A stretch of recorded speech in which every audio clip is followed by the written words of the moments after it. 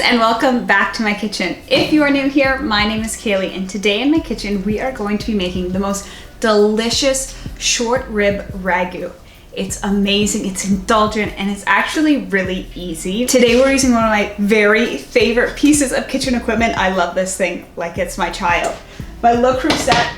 It's just so versatile. I love to use it to slow cook things. It's great for braising, great for making soups. You could also slow cook in any kind of Dutch oven. I'm sure you could also use an Instant Pot or a crock pot as well, but we're gonna be doing it in the oven today. One of my favorite things about this Ragu recipe is I generally have all of these things in my pantry every single week. The only thing I really have to be on the lookout for is the short rib and maybe a nice bottle of red wine. But other than that, these are some great pantry staples. Today we're gonna start by making off the ragu. Of course, it's our sauce, it's where all the flavor comes from, but we're also gonna be making a homemade pasta with it. I really like this kind of meaty sauce with a thick noodle pasta, like a pappardelle or something like that. Of course, you can do this dish and also just use regular dried pasta, grab it from the grocery store. It's super easy, but I figure we're here, why not indulge? And also, it's like a 2-in-1 today for you guys. Let's quickly roll through the ingredients for our delicious ragu. Taking a look at the fresh stuff, we've got 2 stalks of celery, 2 medium carrots, a few sprigs of rosemary and thyme. We've got 2 little cloves of garlic, 1 shallot, and half of a white onion. Taking a look at the pantry staples, of course, we're gonna be using a little bit of salt and pepper to season. I've also got a little bit of vegetable oil. You could also use olive oil as well, just to fry everything up. We're gonna be using some oregano, a few bay leaves, tomato puree or crushed tomatoes. We're gonna be using this whole bottle. A little bit of tomato paste as well, so I've got mine in here. One of my favorite things about Italian cooking and about ragu is cooking with wine. So I've got a nice bottle of red wine here. You will be shocked to see how much red wine goes in here. I was shocked when I first made it. So make sure that you're picking up a bottle of red wine that you like, but that you don't have too much because a lot of it is going in this sauce. We're also going to be using a little bit of beef stock. I'm actually doing a little bit of a hack today, and I'm gonna be using some beef bouillon cubes. It's really easy. I can just pop it into the sauce and mix it away. It adds a ton of flavor. And I just find this works out a little bit better for me because I'm not always using beef stock. So I really just like having the bouillon in my pantry. And of course, the most amazing short ribs. So we're gonna check them out. Look at the marbling on the short rib. It's going to break down so beautifully when it cooks in the oven. We're gonna cook it low and slow, and you're just gonna see it fall off the bone. It's just gonna be incredible. Let's get started. All right, hair is up, which means it is time to start cooking. We're gonna go through and prep everything. The herbs, we don't need to do anything to these, so I'm just gonna put these to the side. I've got about 2 big sprigs of rosemary, and then about 5 or 6 sprigs of thyme. I'm gonna leave those whole, and we're gonna put those in the sauce the way that they are. For our other aromatics, we're gonna crush and mince 2 cloves of garlic and also finely dice up 1 shallot. But we got celery, carrots, and onions, which are going to be the base of our sauce. We're gonna go through and carefully dice all of that up. We wanna make sure that they're roughly the same size pieces for all of our veggies. That way they cook evenly through.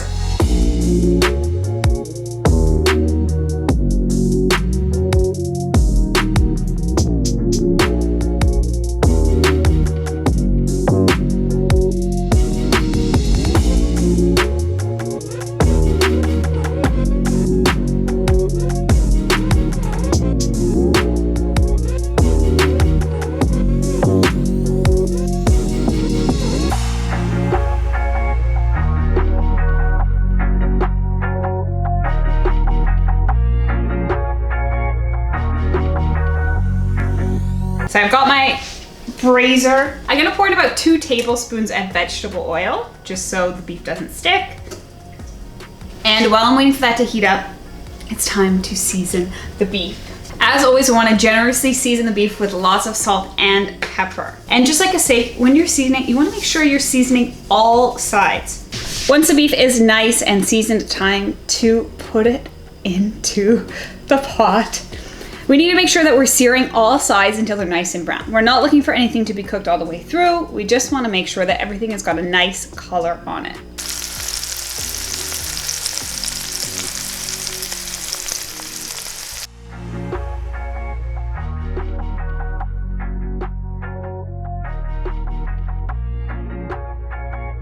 this looks and smells amazing. Once all of the sides have been browned, we're just gonna very carefully take out that short rib and we're gonna put that over to the side for now.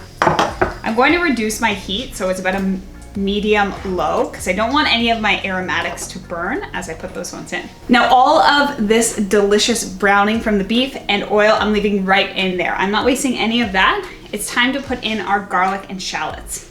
We're gonna fry that up for about 30 seconds or until it's fragrant, and then we'll add in our carrot, celery, and onions. These we wanna cook for about 7 minutes until they start to cook through or until the onions are almost translucent.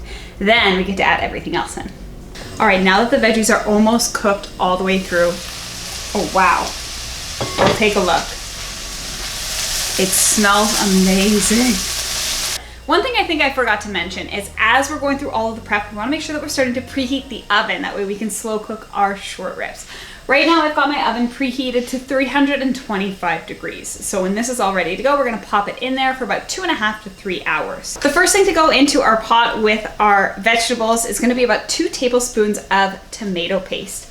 With that, I'm also gonna add 2 cups of red wine. I don't usually measure things so precisely, but when it comes to red wine, I don't wanna waste any. So I'm gonna make sure I've got exactly 2 cups of red wine in there.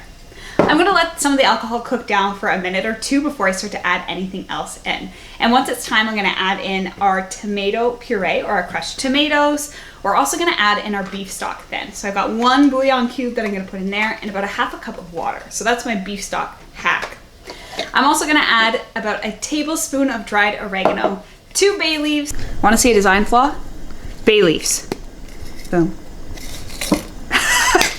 And our fresh aromatics. Putting them in just like this at the end when everything is ready. We just pull out the stems and it's super easy.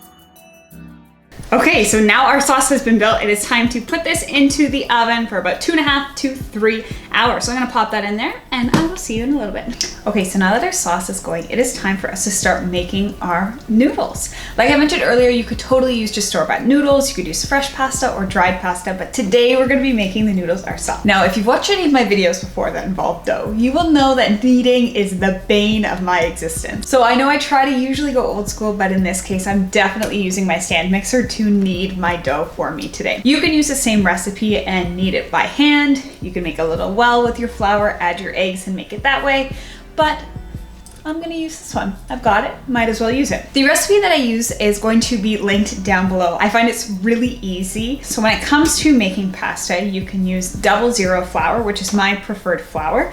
It creates more of a silky texture for the noodles. You could also use semolina or even all-purpose flour is okay as well. And the recipe details all of that stuff down below. I also really like this recipe because it uses eggs, but it uses whole eggs. I know that traditionally most pastas would be made with just the egg yolk, but then I find I have all these leftover whites and I don't really want them to go to waste. So this recipe is great because all we need are 4 whole eggs, a teaspoon of salt, 2.5 cups of flour, and then a tablespoon of olive oil. That's it. We're gonna put that into the stand mixer and let it mix for about 7 to 8 minutes until it's nice and silky and smooth.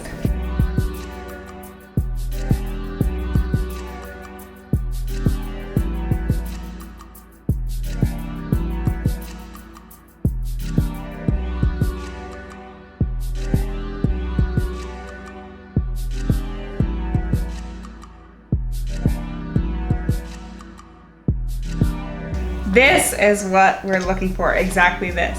This dough is beautiful, it's silky, it's smooth. There is absolutely nothing left in the bowl. And you also wanna make sure that the dough is not too sticky. If it's too sticky when we start to put it through the pasta roller, it will start to stick to the machine.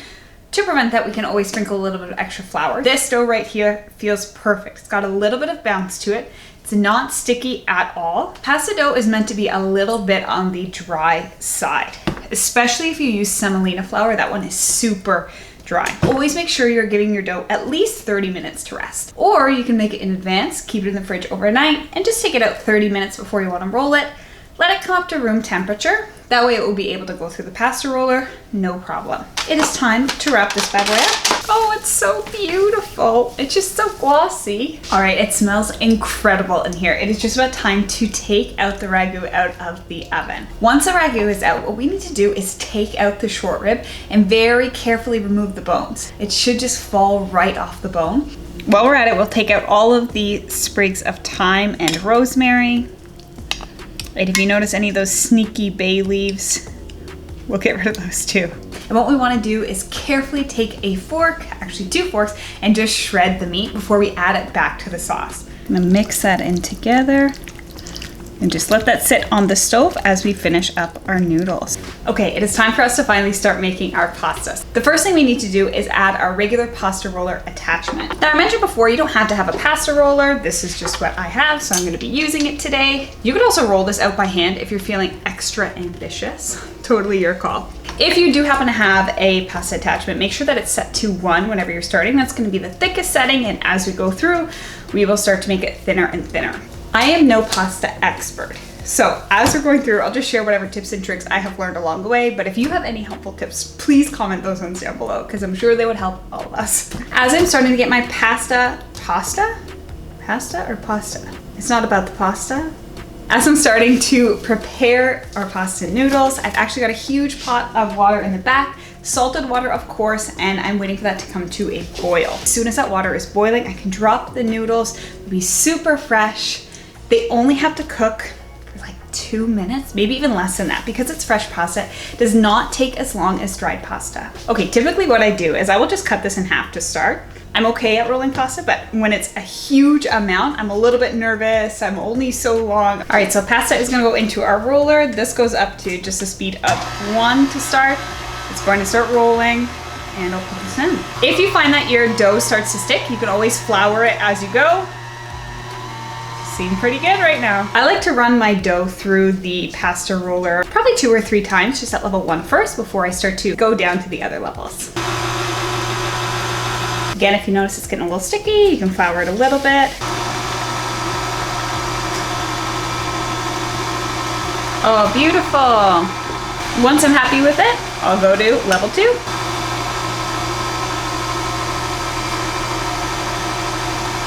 For these types of noodles, when I'm looking for a thicker noodle, I'm talking about thick as in the width. I actually want to go all the way down to about a level 5 on this one. 8 is the thinnest that it will go, and 5 is usually a good standard one. The noodles are a little bit thick, but not too much. And they're gonna have a really nice bite or bounce. There we go. Looks beautiful. As much as I would love to keep it as one giant noodle like this, typically what I'll do is I will cut it in half for space purposes. All right, time to put in our, this is lasagnette. This one I usually put up to a speed 2.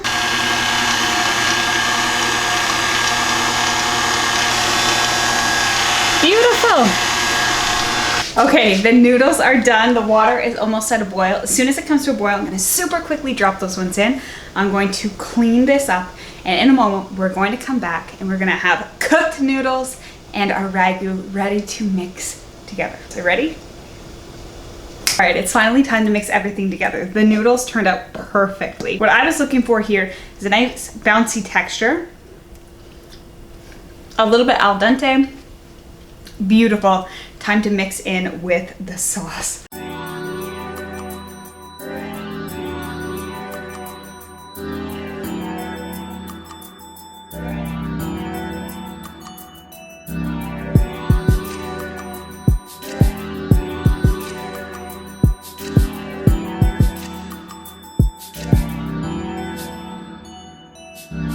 All right, we made it. We're finally here. Time to taste test our delicious ragu, and this is just one of many portions. I've got tons left over, but if you're having company over, or if you're watching this video in maybe 5 years and we're allowed to have company over, this would be an awesome thing to make for everyone.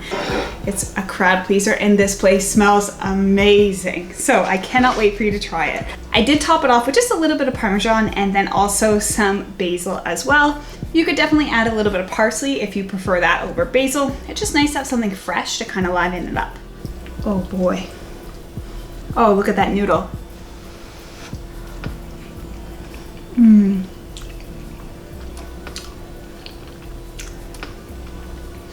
Mmm. Wow. So good. Oh wow, look at those noodles. I love how thick and rustic they look. They've got a beautiful bite back. Perfect al dente.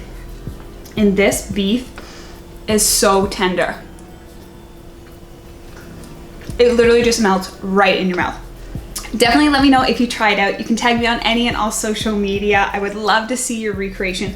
It's super easy. It was very delicious. And most of the things I already had in my pantry at home. Comment down below what you want to see me make next in my kitchen. I cannot wait to continue to learn with you guys right here, testing out new recipes each and every week in my kitchen. That's it. All right. Until next time. Bye guys. I got beef in my teeth. That's how you know it's good.